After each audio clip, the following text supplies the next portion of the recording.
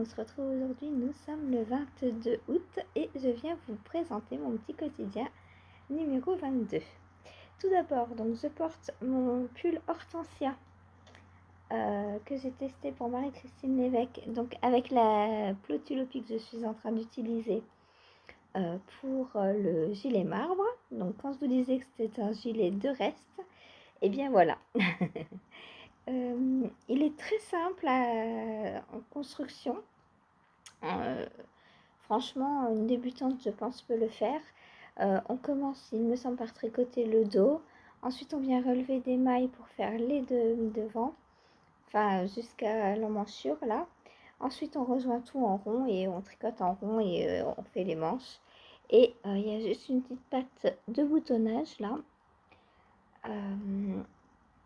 que l'on fait, je sais plus comment, mais c'est pas compliqué du tout, hein.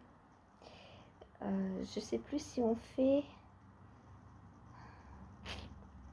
je l'ai tricoté il y a 1 an et demi je crois, donc je sais plus comment se fait la patte de boutonnage, mais je pense qu'on vient faire une bande de côte avec le devant, une bande de côte avec le derrière, et on vient coudre ici en faisant un rabat à 3 aiguilles, il me semble. Voilà. Bref. Qu'est-ce que j'ai fait hier? Vous avez une petite oreille, là, c'est Saphir. Bella est par derrière et Topaz vient de sortir. Elle va demander à réclamer, elle va réclamer à rentrer, c'est sûr. Alors, qu'est-ce que j'ai fait hier? Donc, j'ai commencé par filer ma fibre jaune et bleue et à retordre. Donc voilà le résultat. Donc j'ai pas fait que ça, hein, j'ai tricoté après dessus. Mais du coup, j'allais pas vous attendre pour vous montrer. J'ai commencé le tricot après. Donc voilà. Ça c'est donc pour mon gilet Onésime. Et du coup, je vous montre le gilet Onésime.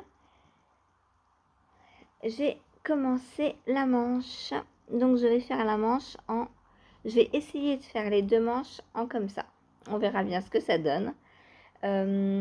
Si je vois que à la fin de la première manche, au niveau des côtes, je risque d'être en panne, je ferai la deuxième manche et je ferai les côtes d'une autre couleur par exemple. Voilà. Donc là j'avais 13 grammes et voilà ce qu'il me reste. Donc ça j'ai tricoté ça hier soir. Alors on vient relever un certain nombre de mailles. Donc l'emmanchure était très grande au départ. Du coup l'emmanchure est comme ça. Du coup j'essaie de relever un peu moins de mailles pour que la manche ne soit pas trop grande. On verra le résultat, mais je pense que ça devrait aller. Voilà. Et pareil, normalement, on fait des rangs raccourcis pour façonner l'épaule. Mais là, par exemple, concrètement, je l'ai fait. Et vous voyez, moi, ça me fait trop de matière parce que j'ai des petites épaules. J'ai pas des épaules carrées. Donc, les rangs raccourcis, ça ne me convient pas. Au niveau des épaules, parce que j'en rajoute ailleurs, mais au niveau des épaules, non. Et du coup, j'ai pas fait les rangs raccourcis, je suis partie directement sur la manche et je vais faire une manche droite, vu que j'ai relevé un peu moins de mailles. Je vais faire une manche droite, voilà, comme ça, je n'ai pas à me poser de questions, à savoir sur quel rang je suis, depuis combien de temps j'ai fait des diminutions ou pas. Et comme le reste du gilet, ça se tricote en point mousse. Sauf que maintenant, pour les manches, on est en rond. Hein, vous voyez mes petites aiguilles. Du coup, qui dit tricot du point mousse en rond, dit un tour en droit, un tour en vert. Voilà. Donc là, pareil, il ne faut pas se tromper. Il faut bien savoir où on s'arrête.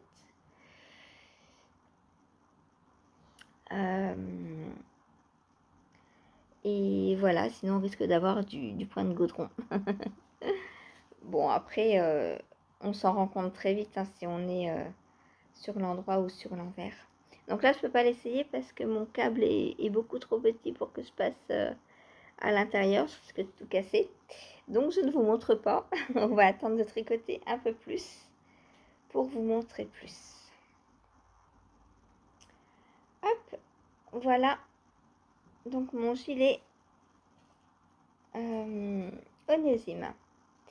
Donc il me reste plus qu'à descendre les manches hein, et à filer bien sûr puisque je vais tomber vite en panne de filage encore, de laine, mais bon. Faut que je file. Aujourd'hui, normalement c'est monoprojet, mais je me dis que je vais peut-être filer quand même une petite demi-heure, trois quarts d'heure, histoire d'avoir de quoi tricoter ce soir en rentrant du travail.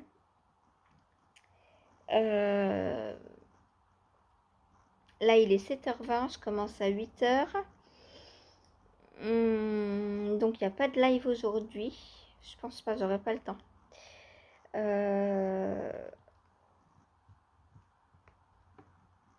Dès qu'il y a un tricot, elle vient se mettre dessus. Quand c'est pas la couverture, c'est les gilets, les pulls, voilà. À chaque fois qu'elle trouve un petit coin pour se poser sur la laine, elle y va. Du coup, voilà, pas de live aujourd'hui. Et ce soir, comme je ne pourrais pas faire le Diosma,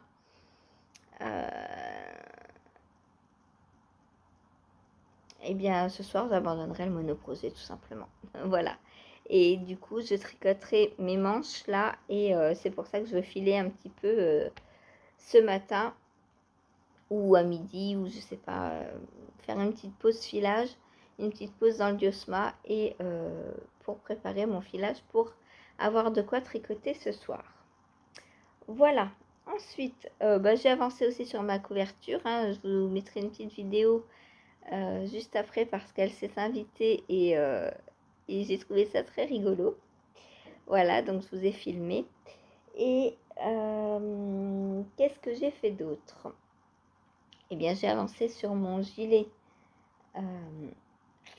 marbre. J'ai pas fini le col châle parce que c'est long. C'est long, mais j'ai bien avancé quand même. Hein. Hop. Alors, normalement, il devrait être fini le col, hein, mais comme je vous ai dit, moi je le rallonge. Du coup, il n'est pas fini. Et voilà le résultat.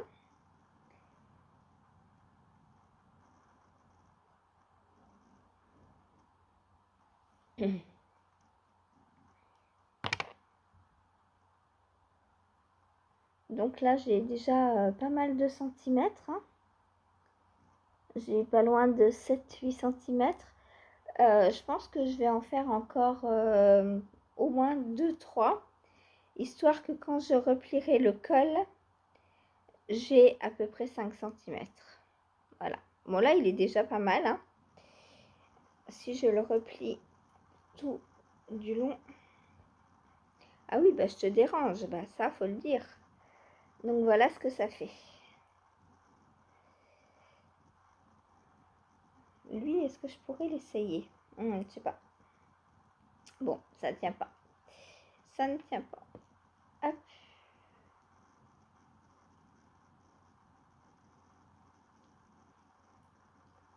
Voilà à peu près le rendu. Vous verrez mieux quand ce sera terminé parce que là sur le câble c'est pas pratique. Voilà. Donc vous comprenez le principe du col châle. De toute façon c'est un col que je vais replier sur lui-même. Et alors est-ce que je vais le coudre ou pas? Je ne sais pas. J'ai pas encore réfléchi. Est-ce que je le couds ou est-ce que je le laisse comme ça? Je pense que je vais le laisser.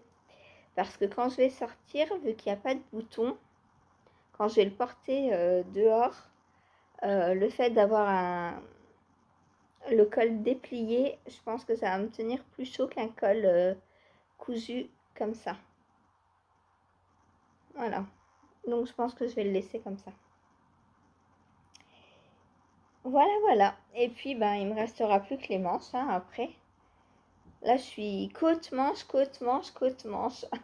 Les deux gilets en sont quasi au même point. Et du coup, ça avance comme ça. Voilà, les deux en parallèle. Ensuite, pendant que Antoine mangeait hier soir, j'ai pris ma petite chaussette. Est-ce que j'ai terminé les côtes? Non, je crois pas, il doit me rester 1 ou 2 tours à faire. Donc voilà, j'ai pas... Pardon. J'ai pas beaucoup avancé, mais j'ai avancé quand même. Voilà. Ça me permettra la prochaine fois d'attaquer, je pense, le jacquard. Donc peut-être demain, je pense. Voilà. Donc ça, c'est les chaussettes homard de Lysandre Ourdin. Donc que je fais dans le cadre du cal Serre-moi la pince. Et j'ai la photo du Gaston. Donc j'ai fait le 19. Et j'ai la photo de l'endroit insolite où je tricote ces chaussettes. C'est-à-dire au travail, en train de me donner à manger à Antoine. Voilà. Voilà donc pour ma petite chaussette homard. Ah là là, c'est dur la vie de chat quand même. Se faire caresser, dormir, manger. Voilà, c'est tout. Oh oui, c'est très dur. Hein. Mon petit bébé. Qu'est-ce que je voulais vous dire d'autre? J'ai reçu ma commande de Eline Hélène pour le cal. Non, pas le cal. Le test Flodéis que je vais faire donc pour l'île aux fils. Alors, je vous montre. Donc, j'en ai 2 à chaque fois. Donc, voilà. Le coloris que j'ai choisi, c'est une merveille. Et la base, c'est la base plume. Donc, c'est 38% baby alpaga, 37% pima coton et 25% mérinos non superwash. Donc, on a 400 mètres au 100 grammes. C'est le bain 3. Ah, note les bains, Eline Hélène. Ok. Donc voilà, j'en ai pris 2 donc pour faire le test. C'est la même base que la designeuse. Et souvent, quand il y a des collaborations comme ça avec des teinturières, les teinturières nous font une remise sur la base qui a été utilisée donc, dans le modèle. Du coup, j'avais 15% sur cette base. Et du coup, je me suis dit, on va prendre donc les 2 écheveaux pour faire, donc c'est un gilet, un grand gilet doudou, voilà, en alpaga. Pourquoi c'est mouillé? C'est toi qui as bavé dessus? T'as bavé? T'as bavé sur mes écheveaux? T'as osé faire ça? Ça sent rien, je sais pas ce que c'est. Ça sent l'alpaga?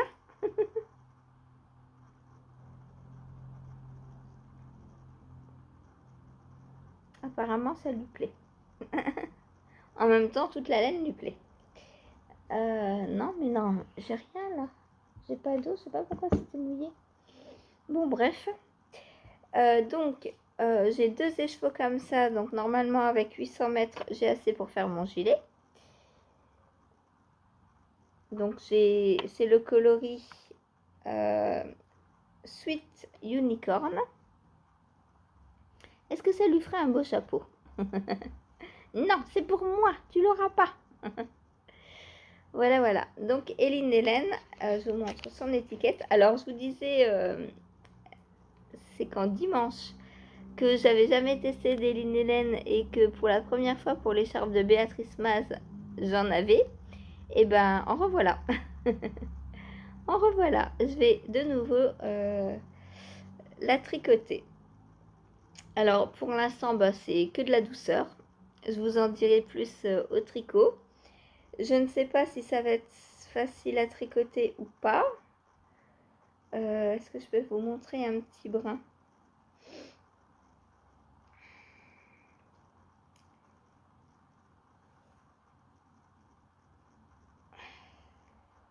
Ah, c'est dur. J'en ai un ou 2 là. Ah, ça s'accroche. Hein. J'en ai un. Hop. Donc voilà, bien poilu. Et ben, on voit bien que c'est de l'alpaga, quoi. Voilà, voilà. Ensuite, comme j'avais une promo, je me suis dit autant en profiter pour en prendre 2 autres, tant qu'à faire. Et avec, je me ferai, je pense, une Cumulus Blues ou autre chose que je sais pas encore trop quoi, on verra. Mais un petit pull à 2 écheveaux au lieu de prendre 2 fils de mohair ou voilà, ben moi je prendrai cette base. Donc c'est de nouveau de l'Eileen Hélène, hein, puisque c'est la même. C'est la même base et c'est coloris Tanzanite. Voilà, donc un beau mauve lilas pour faire je ne sais pas quoi. On verra si... ah, elle me lèche. Ça chatouille.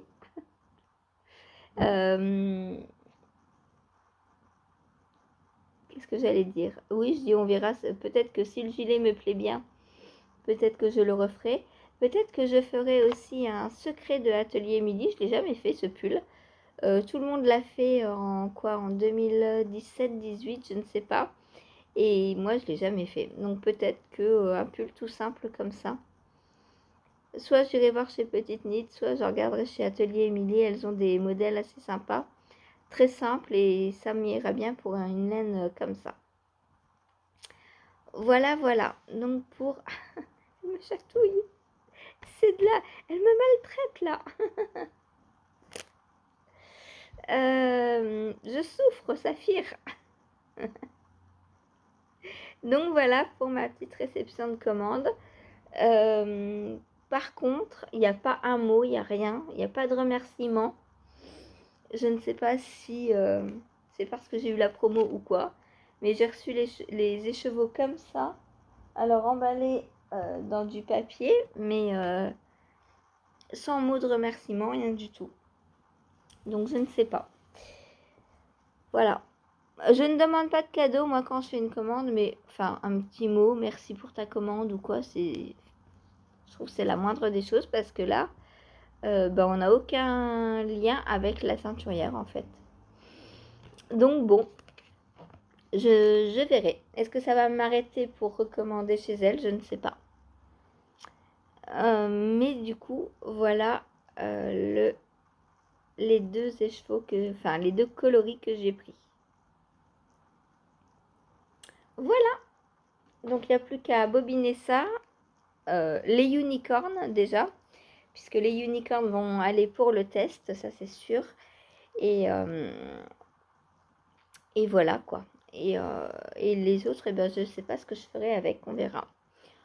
Je pense un bon pull doudou pour... Alors je sais pas à quel point ça tient chaud parce qu'il y a du coton. Alors je ne sais pas si pour l'hiver j'aurai assez chaud avec ou pas. On verra. Aucune idée. À tester. Voilà. Si vous avez des idées de pulls que vous aimeriez faire et que vous voulez faire avec moi, bah dites-le. On fera ça ensemble. Moi, ouais, je vous dis peut-être le pull secret de l'atelier Émilie. Quoi d'autre? Qu'est-ce qu'on pourrait faire d'autre avec ça? Je pense la Cumulus Blues de Petite Knit pourrait très bien aller avec. J'ai 800 mètres de fingering. Donc, je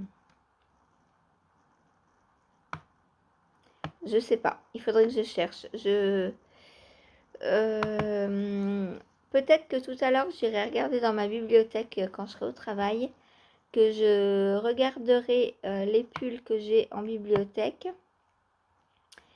et que je ferai une petite présélection pour voir.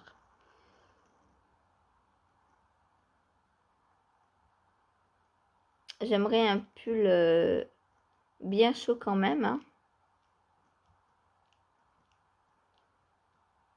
Mais je suis en train de regarder là dans ma bibliothèque. Je sais pas. Pour l'instant, j'ai pas d'idée pour le deuxième combo. On verra. Voilà, bon bah sur ce, moi je vais vous laisser là.